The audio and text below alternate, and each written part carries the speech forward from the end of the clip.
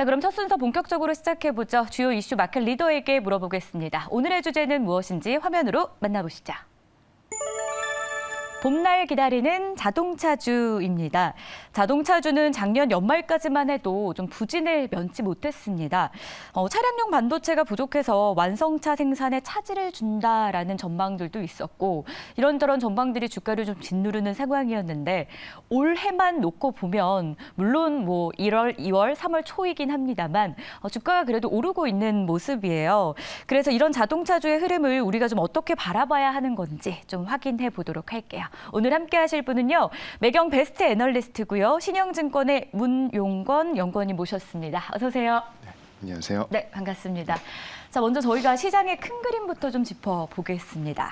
자동차 시장 동향인데요. 현대차는 올 들어서 16%, 기아는 30%가량 올랐습니다. 시장 전망도 그렇게 나쁘지 않은 것 같아요. 업계에서는 이 주가를 제외하고 자동차 시장 자체에 대해서 어떻게 바라보고 있는지 좀 궁금해요. 네, 일단은 지금 좀 자동차 시장 수요에 대해서는 좀 온도차가 좀 있는 것 같습니다. 일단은 기대 요인은 앞서 말씀드린 것처럼 반도체가 네. 수급이 좀 풀리면서 생산은 확실히 많이 올라오고 있습니다. 저희가 이제 21년에 글로벌 반도체 부족으로 인한 생산 차질이 한 1,000만 대 정도가 있었었고요. 작년이 한 400만 대가 있었습니다. 연간 수요가 한 9천만 대다 보니까 1,000만 대를 못 만든다라는 건 굉장히 큰 거거든요. 근데 이제 올해는 한 280만 대 정도로 생산 차질이 줄어든다. 그래서 이제 공급은 확실히 좀 개선이 될 것이다라는 거는 분명한 기대 요인입니다. 글로벌 자동차 시장은 보통 연 한 9천만 대 정도 수요를 하는데요. 이제 20년의 팬데믹, 21년, 22년 반도체 부족 이런 걸로 인해서 거의 매년 한 1,000만 대 정도는 판매가 덜 나왔습니다. 그렇기 때문에 이런 공급이 풀리면은 지난 3년간 차를 사지 못했던 사람들이 차를 살 것이다라는 이런 것들은 분명 기대 요인입니다. 반면에 좀 우려 요인도 있는데요. 네. 우려 요인은 아무래도 최근에 이제 금리 상승, 물가 상승으로 인해서 소비자들의 좀 구매력이 약화가 됐다라는 겁니다. 미국 같은 경우 보통 자동차 시장에서 판매하는 평균 자동차 가격이 실제 가처분 소득의 한 75% 정도가 좀 정상적이었습니다. 하지만 최근에는 이제 물가 상승, 그다음에 자동차 가격도 오르고 실질 소득은 줄어들다 보니까 이게 거의 100% 정도 돼서 소비자들이 과연 차를 더 살 수 있을까 이런 것들도 좀 주가 변수가 되고 있습니다. 저의 이야기를 해주시는 것 같았습니다. 저희가 방송 시작하기 전에도 살짝 이야기를 나눴었는데 과연 소비자들이 지갑을 열 수 있을 것인가가 자동차 시장의 흐름과는 또 반대로 우리 지갑 사정도 챙겨야 되는 그렇죠. 상황이다 보니까 자동차 시장도 계속 잘 갈 수 있을까라는 우려감도 공존하고 있다라고 좀 정리를 해주셨는데요. 그리고 또 하나가 전년도의 기저효과에 의해서 반등을 한 것이다라는 말도 좀 기억에 남습니다. 좀 더 구체적으로 들어가 볼게요. 완성차 업체, 현대차, 기아, 탄력 그래도 연간으로 보면은 괜찮지 않습니까? 네, 일단은 작년에 이제 네. 판매 차질이 있었고 하다 보니까 최근에 판매가 올라오고 있고요. 또 이제 우리나라 업체들은 원달러에 대해 굉장히 민감한 구조인데 최근엔 또 다시 환율이 1,300원 정도 가다 보니까 수익성 측면에서는 확실히 코로나 이전보다 좀 높은 상태입니다. 네. 네, 최근에 글로벌 자동차 시장에서 업체들의 주가를 보면은 상대적으로 유럽 업체들, 그다음에 이제 우리나라의 기아, 그다음에 일본에서는 마츠다 같은 업체들이 좀 연초 이후 반등이 세게 나왔는데요. 이런 업체들의 공통점은 좀 밸류에이션이 다른 업체들 대비 좀 싸다라는 거였었습니다. 앞서 말씀드린 것처럼 어떻게 보면 기대도 있지만 불확실성도 있다 보니까 상대적으로 좀 가격 매력이 있는 업체들이 좀 주가가 상승했었던 것 같다 이렇게 보고 있고요. 또 이제 기아차 같은 경우는 현대차와 달리 금융사업부가 없습니다. 현대차는 이제 현대캐피탈 같은 이런 금융사업부가 있는데 아무래도 금리가 인상이 되면은 이제 조달 비용도 올라가고 네. 또 이런 것들을 소비자들한테 다 전가하기가 쉽지가 않거든요. 네. 그러다 보니까 금융사업부는 GM, 포드, 현대기아차한테 공통적으로 조금 금리 인상기에는 수익성 부담 요인인데 기아차 같은 경우는 이런 금융사업부가 없이 자동차 차량 판매 단일 사업부로 있기 때문에 좀 금리 인상으로부터도 실적에 대한 훼손은 좀 더 제한적이다 좀 이렇게 보고 있습니다. 정리가 좀 되는 것 같습니다. 일단 기대와 우려가 공존하는데 이 가운데서도 현대차보다 기아가 잘 가는 이유는 밸류에이션 매력이 있다. 이런 저희가 네, 정리를 그렇죠. 해볼 수 있는 네. 거고 그리고 금리 인상에 대한 우려가 있는 현대차뿐만 아니라 다른 뭐 이런 금융 관련된 사업부를 가지고 있는 회사라면 부담을 네. 충분히 가질 만한 네. 상황이라는 건 거고요. 그렇다면 일단 기아의 분위기가 더 좋을 것이란 이야기였습니다. 단일 사업이기 때문에 조금 더 기대할 만하다라는 내용이었는데요. 기아의 월간 판매 상승세가 좋습니다. 앞으로도 계속 이어질 수 있을지 어떻게 보세요? 일단은 저희가 뭐 시장이나 아니면 뭐 현대차나 기아차의 판매량을 보실 때 조금 한 가지를 신경 써야 되는 거는 전년 동기와 비교가 조금 무의미할 때가 있습니다. 그러니까 전년이 저희가 정상적인 상황이었다라면은 당연히 전년과 비교를 해야 되겠지만 작년에는 뭐 팬데믹의 약간 네. 그 효과도 좀 있었고요. 반도체도 부족했었다 보니까 작년 1월, 2월은 좀 베이스가 상대적으로 좀 낮습니다. 그렇기 때문에 지금 뭐 두 자릿수 판매 증가율까지 나오고 있고요. 뭐 기아차 같은 경우는 이제 인도 시장 진출 효과, 미국에서도 이제 SUV 비중이 늘어나면서 판매 증가 흐름은 하반기 때도 좀 지속이 될 거다라고는 보고는 있지만 이 성장률이 지금처럼 막 두 자릿수가 나올지는 앞서 말씀한 것처럼 조금 이제 거시경제 변수를 좀 지켜볼 필요가 있다 이렇게 말씀드리겠습니다. 네, 일단 판매율 증가는 좀 둔화될 수 있다라는 점 저희가 주의하면서 기아를 바라봐야 할 것 같은데 그래도 일단 미국과 인도에서 잘 또 판매가 되고 있다라는 점은 긍정적이라는 점도 챙겨보겠습니다. 그리고 한 가지 또 우리 자동차 업체에서 체크해봐야 할 게 국내에서 처음으로 레벨 3 이 시스템, 자율주행 시스템을 탑재한 차종이 출시를 임박한 상황입니다. 다음 달에 공개된다고 하죠. 네. G90. 네, 맞습니다. 네. 좀 기대가 될 수밖에 없을 것 같아요. 정부 차원에서 27년까지 완전 자율주행차 전국 상용화를 좀 목표로 하고 있다 보니까 정책적인 기대감도 좀 가질 만하지 않겠습니까? 네, 분명히 이런 것들은 지금 보면 우리나라뿐만이 아니라 뭐 일본도 그렇고 네. 독일도 그렇고 이런 걸 적극적으로 밀고 있는데요. 일단 레벨 3라는 거는 이제 자동차 전용 도로, 뭐 고속도로나 이제 올림픽 도로 이런 데서 저희가 핸들을 잡지 않고도 이제 차량을 주행을 할 수 있다라는 겁니다. 네. 그래서 이건 어떻게 보면 이제 새로운 좀 기술 변화가 나오는 것도 분명히 기대 요인이고요.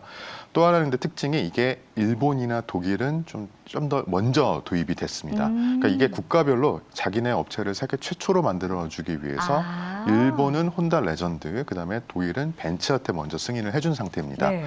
그래서 분명히 기대 요인한데 실제 그러면 판매가 많이 됐느냐? 그렇지는 않다라고 합니다. 일단은 그 이유가 굉장히 좀 고가입니다. 그러니까 이게 상대적으로 좀 높은 뭐 레이더, 라이더 이런 것들이 네. 장비가 쓰이다 보니까 비싼데 이제 비싼 차를 타시는 분들은 막상 직접 운전을 하지 않다 보니까 그렇죠. 네.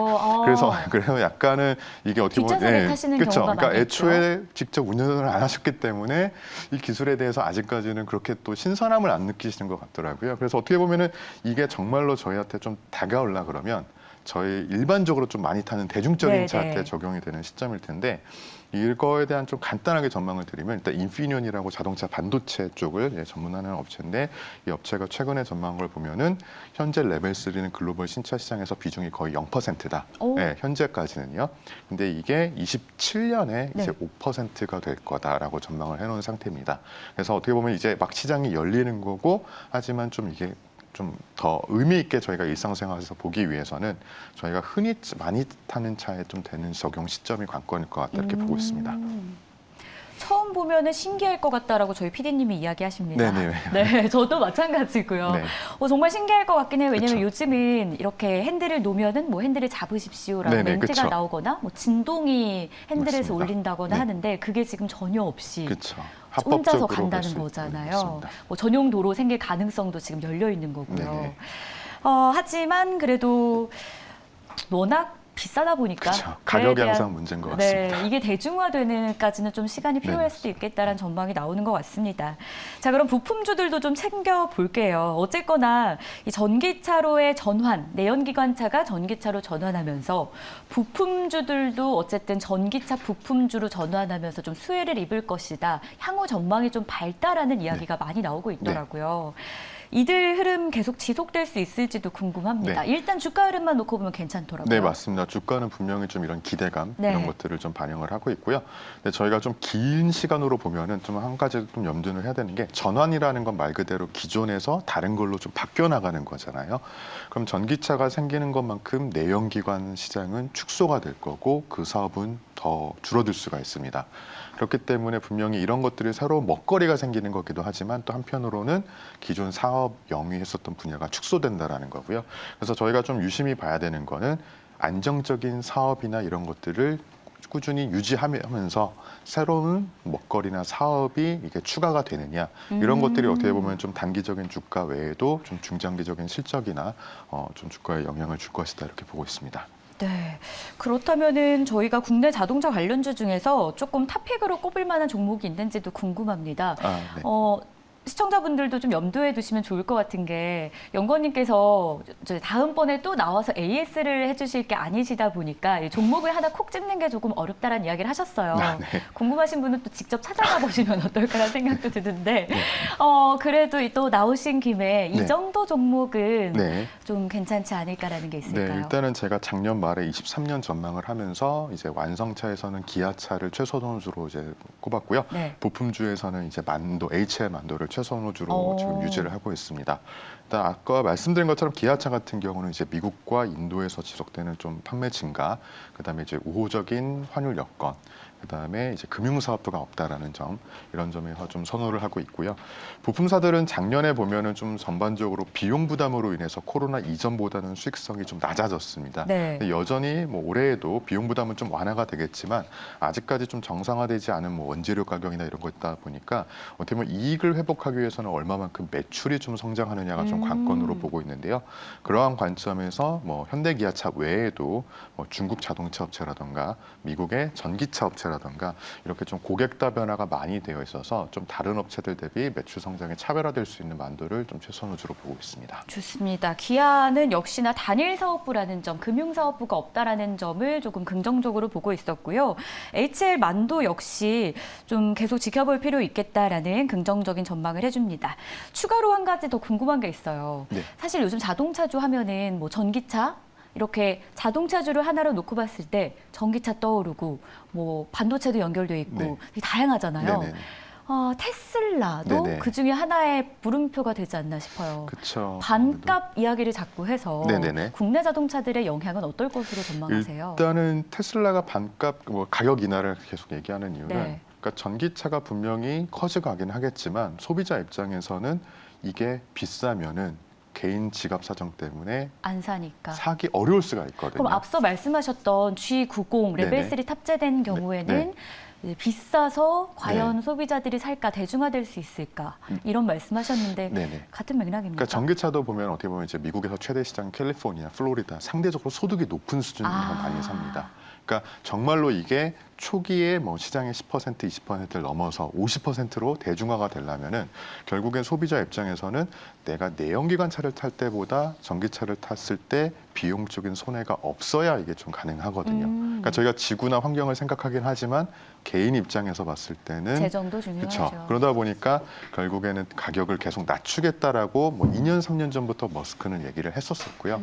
지금 테슬라가 1월 달에 주요 지역에서 가격을 낮춘 이후에 그저께 보면 이제 포드가 중국에서 전기차 네. 가격을 낮추겠다. 그다음에 이제 어제는 BYD가 낮추겠다라고 하고 있고요. 그러다 보니까 이게 어떻게 보면 이제 결국에는 좀 대중화되기 위해서는 가격 인하가 필요하다라는 거죠. 그럼 수지 타산이 안 맞는 거 아닙니까? 근데 이제 테슬라 같은 경우는 좀 특징이 있습니다. 테슬라랑 기존 완성차 업체랑 좀 가장 좀 수익성에 차별화될 수 있는 게 뭐 이제 수직 계열화, 배터리나 뭐 모터 이런 것들도 있지만 또 다른 점은 광고를 안 한다라는 거죠. 네, 보통 완성차 업체들은 매출의 1, 2%를 광고 TV나 비용에. 뭐 광고 비용으로 많이 쓰는데 테슬라는 광고를 하지 않는다라는 거. 그다음에 이제 딜러망도 이제 뭐 다른 완성차 업체들과 달리 이제 온라인 판매나 이런 걸 하다 보니까 그런 관점에서도 좀 다른 완성차 업체들 대비 가격을 낮출 수 있다라는 거고요. 또 테슬라는 이제 올해 못해도 한 180에서 200만 대 정도 물량이 예상이 되거든요. 그러다 보니까 훨씬 더 기존의 다른 완성차 업체보다 좀 가격 그 규모의 경제를 좀 갖출 수 있다라는 거. 이런 것들이 어떻게 보면 조금 선제적으로 가격을 좀 낮추고 있는 배경이다 이렇게 보여지고 있습니다. 그렇다면 테슬라는 이렇게 경쟁력이 있는 상황인데 우리 기업들은 어떡합니까? 그러니까 기존의 업체들은 어떻게 보면 좀 후발주자였다 보니까 이제 어떻게 보면 이제 테슬라보다는 당연히 조금씩은 늦지만 이제 뭐 전기차 전용 플랫폼이라던가 이제 공장을 건립하면서 네. 어떻게 보면 한 25년이나 26년쯤 됐을 때가 조금 어떻게 보면 좀 비슷한 수준에서 경쟁을 할 수 있는 시점이 되지 않을까. 물론 그 기간 또 테슬라가 얼마나 또 기술 진보를 기다리고 하느냐. 있는 건 그쵸? 아니니까요. 네, 그런 것들이 좀 관건일 수는 있습니다. 그래도 우리 국내 완성차 업체들이 열심히 잘 달려간다면 뭐 25년에서 26년 정도에는 같은 수준에서 경쟁이라는 걸 좀 해볼 수 있지 않을까라는 전망까지 저희가 챙겨보도록 하겠습니다. 네, 이렇게 해서 오늘 저희가 자동차 관련해서 구체적인 이야기를 다뤄봤는데 여러분들께 좀 도움이 되셨기를 바라겠고요. 지금까지 신영증권의 문용권 연구원님이었습니다. 고맙습니다. 네, 감사합니다.